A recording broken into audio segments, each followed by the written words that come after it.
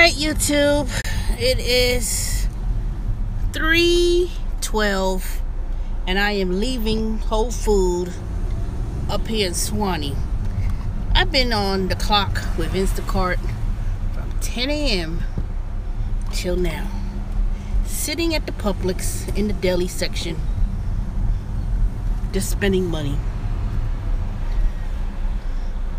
buying candy and chicken wings. Spent about $8 and I didn't make no money today with Instacart.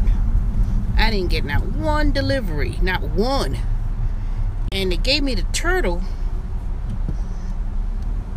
a couple of times, and I didn't even say let me leave early. I said nope, I'm gonna hang out until 3 o'clock and see if I get an order. But I didn't get any orders this morning. And I just canceled the rest of my blocks too. I had an hour break in between. So I was supposed to resume back again on Friday. Not Friday, I'm not even concentrating. I resumed again on 4 o'clock. So I had an hour break in between. And I said, you know what? Forget it. I'm going to turn around and take the remaining hours from 4 to 10 and take it off. I might as well go home, clean up my house, which I need to do desperately. I've been so running around every day, you know, non-stop, from morning to 9-10 o'clock, and I didn't get a chance. I have not even I neglected my house chores. So this Friday afternoon I'm going home. I'm gonna go home, I'm gonna put on my cleaning clothes, and I'm gonna clean my house from top to bottom. Ain't no point of wasting valuable days and time sitting around. I mean, this is ridiculous. Now, usually Friday, you know, I don't make a whole lot of money, I would say, but this whole week's been slow. This whole entire week. The only productive day I had in regards to Instacart would have been on Monday.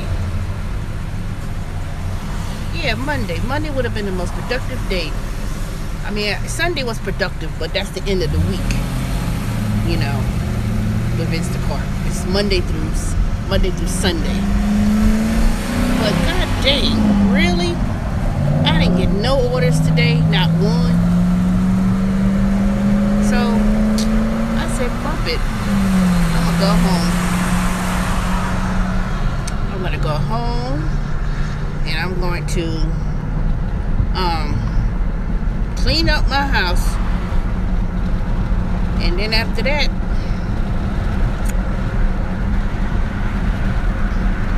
probably go online and research my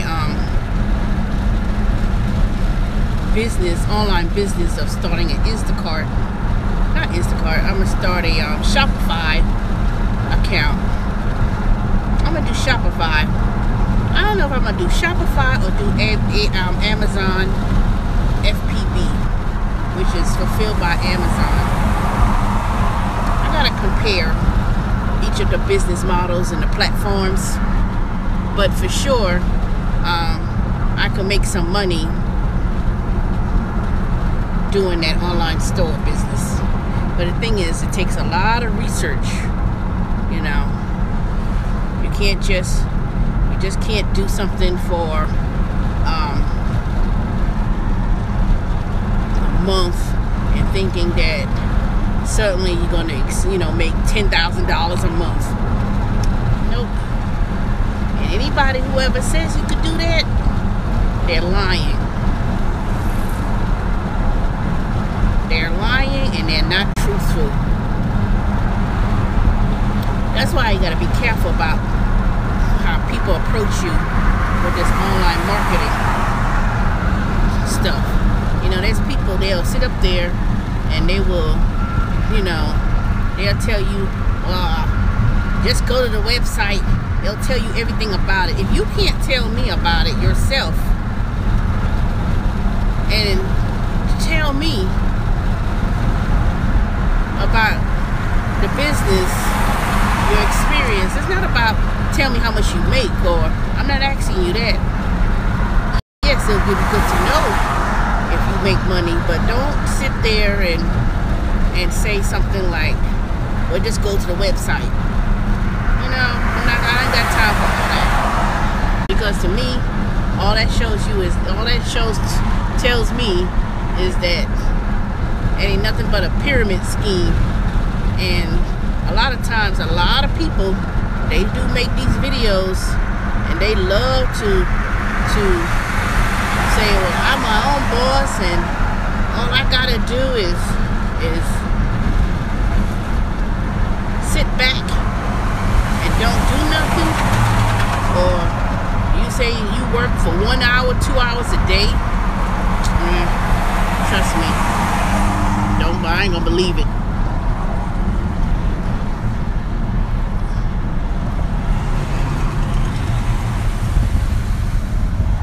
Believe it, because trust me, when you any type of business, whether it's online or a brick and mortar store or whatever, it takes work.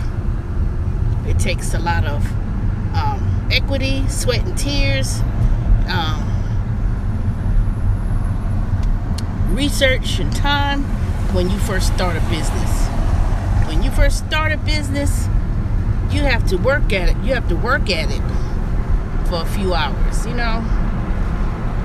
You got to do your research, you know. You got to know, you know, the clientele. You got to know,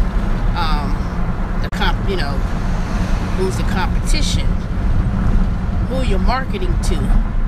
Not just simply do something one day and thinking that people are just gonna come. See, that's a lot of mistakes a lot of people make. They think that, you know, I'm gonna do an online business, I'm gonna have a couple of products and make about a couple of videos and thinking people are just gonna be drawn to it. No, you can't do that. You gotta marinate.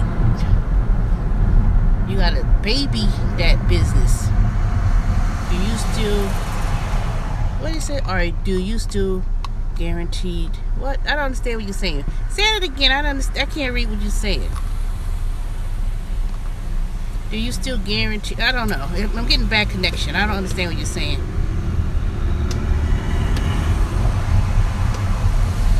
If you're asking me, do I still get the guarantee zone? Or if I'm still in a guarantee zone where I'm at, then I would have to say yes. But ask the question again, because I didn't catch it. Like I said, it comes on and then it fades away so quick. And then I'm getting bad connection, so the difference. And the difference is going to be, what does it say? Retracted. I don't know what that means, retracted. Well, anyway, that means that they're going to have to give me this. So, that means they're going to have to owe me, what?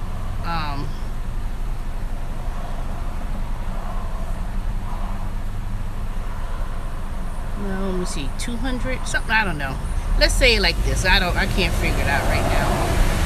If I made $200 right now, which I didn't, and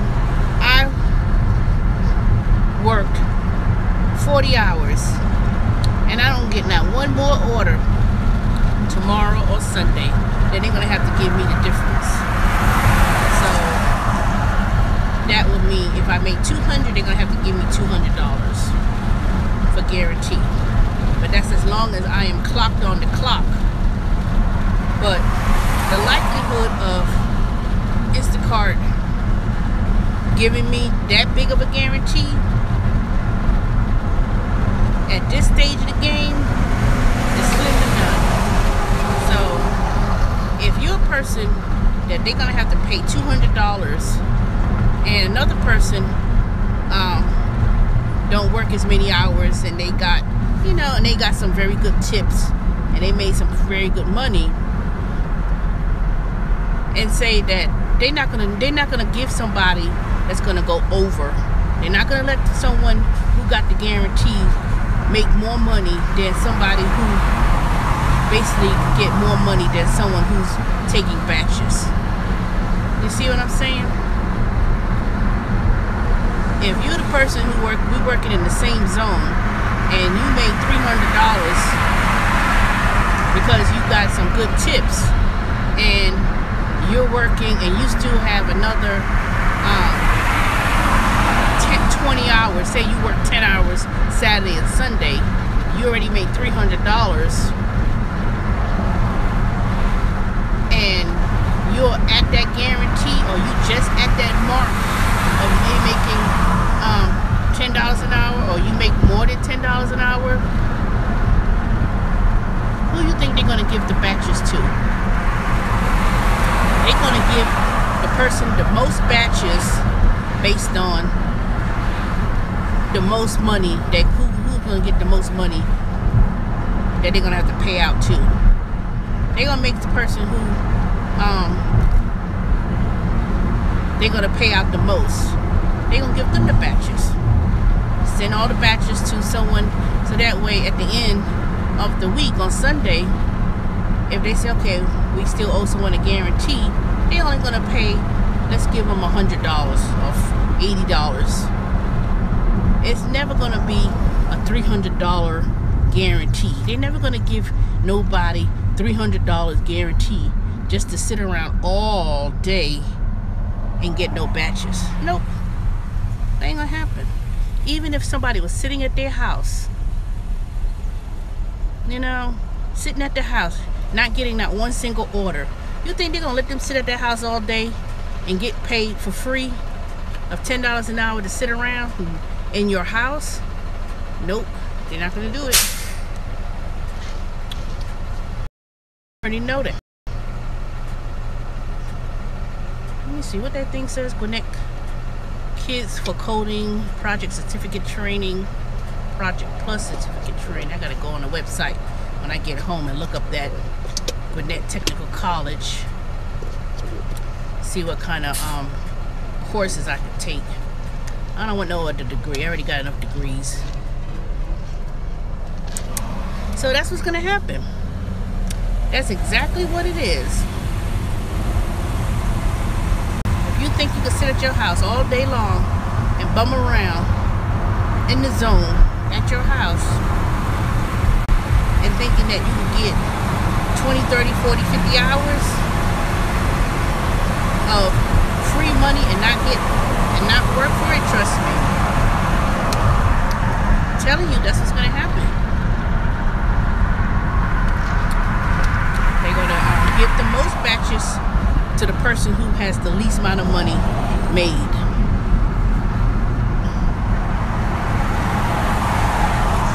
So it seems like you get a lot of batches on a weekend. Like, goddamn, why I'm still, you know, you're gonna be driving every time you know, for the last 3 weeks when I've been working in Lawrenceville and Swanee, I've been getting orders like crazy, especially Sunday. The minute I could hit delivered, I already got another batch. And I was like, what the hell? You know, I'm thinking, shoot, if I don't get another order, I know I'm gonna get at least $120. Trust me. You wanna make that $120 and they'll be driving you all across Gwinnett County, and to get that $120, they're not just gonna pay out $200 guarantee. off the bat. They're gonna put you and give you the most orders and the most batches. They have it all figured out. They have it all figured out. They know how many people they need in the zone. They know exactly how many people that needs to work. And if you already, like, see, let me tell you what happened on Sunday, this past Sunday. See, this past Sunday, last week was a pretty good week. I had got a lot of good tips, you know, and when Sunday came and I had got 2 double batch orders, dropped that off, delivered it, and I said, well, dang, I'm already at 5 something. I was already at $500 or something like that. And I still had 3, 4, 5, 6, 7, 8, 9, 10. I still had like 6 hours remaining. Now, of course, you know, when 10 o'clock comes, well, put it this way, you're never going to really get any orders at 9 o'clock, depending on where you at now. You may get that last order when somebody want to order something from Kroger at 9 o'clock, and you may be all the way out there in Lake Lanier or the Beaufort Dam or Dahlonega, someplace far, for 3 items. Let me tell you, that could happen, because that happened to me on a Saturday evening. I was all the way damn near in Dahlonega, dropping off some groceries for 6 items, 6 little stuff. I was like, God damn. And let me tell you, I don't think I got a tip from that person either for driving that far distance. So on Sunday, when I already made a little bit over that guarantee, the rest of the hours didn't make a difference. Because, see, say I had 5 hours remaining on my block, you're not going to get $10 an hour or $50. I wasn't going to get that $50 because I already made slightly more than the guarantee. So let's look at it like this. You made $500, right? And you already made $550, and you have 4 hours remaining. Would it make sense for you to sit there and try to get $40, $50 when you're not going to get $40, $50? If the guarantee is more, if you made more than the guarantee, by the time Sunday comes and you already made more money once you join your block, and they suddenly send you the turtle and say, you know, we have more people than we need, it's not as busy, then if I was to add the hours remaining under my shift, and I already made more than the guarantee, and I say to myself, and I'm going to get another order, and you say, no, I don't get no more orders, will I'm getting any more money? The answer will be no. So it didn't make any sense to continue working, especially on a Sunday. On a Sunday, that's how you play the game. You don't keep on working for the remaining number of hours if they're not going to pay you for those hours based on how much money you've made already, especially at the end of the week. So you made $600 and you already worked and you had 50 and you have a total of 50 hours or 52 hours or 53 hours, and you add all the hours, and that Sunday come and they say, oh, I got 5 more hours to go, and you add that on to what you already worked, and it's like, you know what, You're not getting any more money in the guarantee. You might as well go home. So you're not gonna get any orders at 9 o'clock at night from 9 to 10. So ain't no point doing that. 8 o'clock,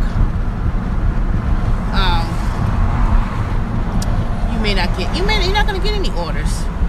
Most of the time, people finish doing their grocery shopping on a Sunday. Is either right after church from 2, 3, 4, 5 o'clock. 5 o'clock comes around, it's pretty much dead. There's nothing else to get. And trust me, you really don't want to be in the Gwinnett, Lawrenceville zone thinking you get more orders. Unless you live in Lawrenceville, you live in the zone, and you can sit at your house, so be it. But at the same time,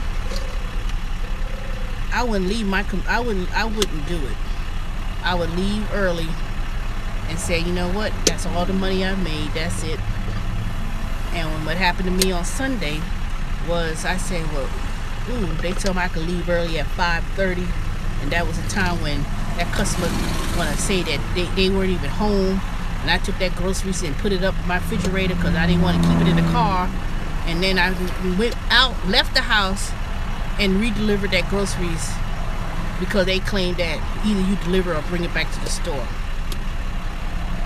And I wrote Instacart, they need to pay me for distance pay for going back out to that person's house and delivering their groceries. And I took a picture and I took a video, and then the person still turned around and said they didn't get their groceries. And I even sent Instacart an email with the pictures of the address and pictures of everything else. And you know, they're gonna send some little stupid ass generic email telling me that I got paid for it, and they're not gonna give me anything else for working off the clock. You know, some BS. And that's what they said, you know. So to me, you have to know how to play it smart. Sunday is always going to be the end of the week, and they determine whether you get a guarantee. But you know, I just don't think Lawrenceville and Suwanee here in Georgia, I don't think it's going to be a guarantee zone for long. And to be honest with you, I don't think a lot of these areas across the country is going to be a guarantee zone much longer anyway. You know, they paying too much money to pay in guarantees. And I think that's the reason why they put that little service fee. They implemented that service fee because they figure they could get more money in addition to the membership fees that they've been selling to people. And by them doing that, they trying to use that money to pay the guarantee. But watch what happens. They're gonna turn around and they're gonna start lowering those delivery fees like they did in Atlanta. I can't see how you're gonna pay $5, $6 to deliver in Atlanta. With all the complications of going through apartments, going through steps, parking your car, double park to deliver somebody else's groceries, just to turn around and somebody get a ticket. That happened in someone on the Facebook group in New York. Double parked, came back, and they got a $117 ticket. That probably was the whole day paid on a good day with Instacart. They probably made $117 and turned around and got a ticket for delivering somebody else's groceries. Obviously, if they had to double park and there's no parking, and this is in New York because the person showed of the tickets online, and I looked at it and I saw that it was in New York. You know, I mean, it's just ridiculous. The things you have to go through, ride sharing, you know, whether it be groceries, Uber, picking people up, picking up fast food. There's always some BS. And these companies don't even seem to care. I ain't gonna sit there and tell me that a whole bunch of groceries was was missing, and you got pictures of it taken on the steps. Or you tell a customer it's 89 degrees, humid, about to rain, you telling me to leave groceries on the steps, and then got the nerve to give me a poor service review. I only had 2 orders yesterday. One person, I knew it was good because she was so helpful and she was nice. You don't get a tip for poor service, so therefore, who is the other person? The person that I left all those groceries in front of their garage, and you telling me leave it in front of the garage. And you got some lazy ass son sitting at home, look like he just got to roll his ass out of bed at 3 o'clock in the afternoon. You just rolling yourself out of bed. Now I know I didn't get no bad poor service for ringing the doorbell or knocking on the door to get that bag off that stoop. You know, I probably can hear it now. Mom, someone knocked on the door, woke my lazy ass, cracker ass out of bed, and I had to go and get the groceries from the steps. And I was sleeping. And y'all ass live not even a mile and a half from the Publix. You know, what the hell?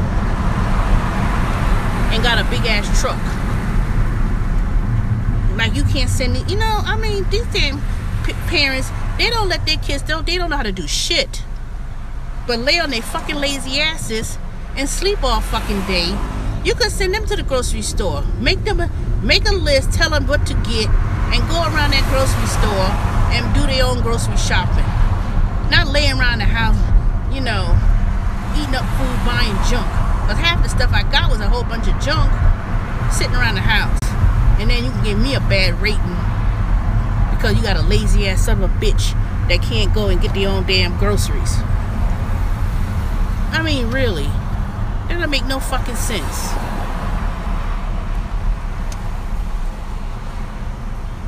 I mean, I just can't stand it. People just don't, you know, these kids don't act like they got nothing else to do. And look at this dang Chick-fil-A. At least they got fans and air conditioners for their employees to stand out here all day. Shoot. I mean, lazy. Lazy. They don't have nothing to do all summer long. You just sitting around the house. They don't even let these damn lazy ass kids cut the grass. Why you? I'd be damned if I had any children, grown ass kids, and you think they're gonna be sitting around the house all summer long? And I'll be paying somebody to cut the grass? Hell to the no. Let me go ahead.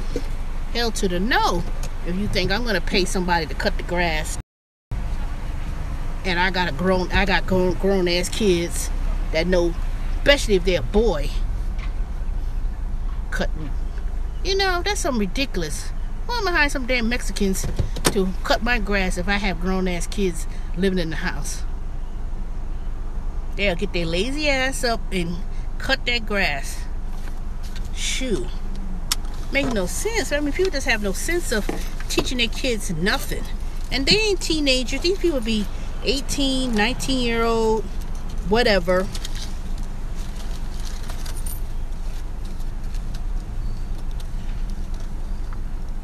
That has capabilities to do that type of job.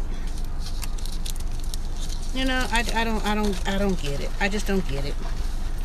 You know, I just don't understand it.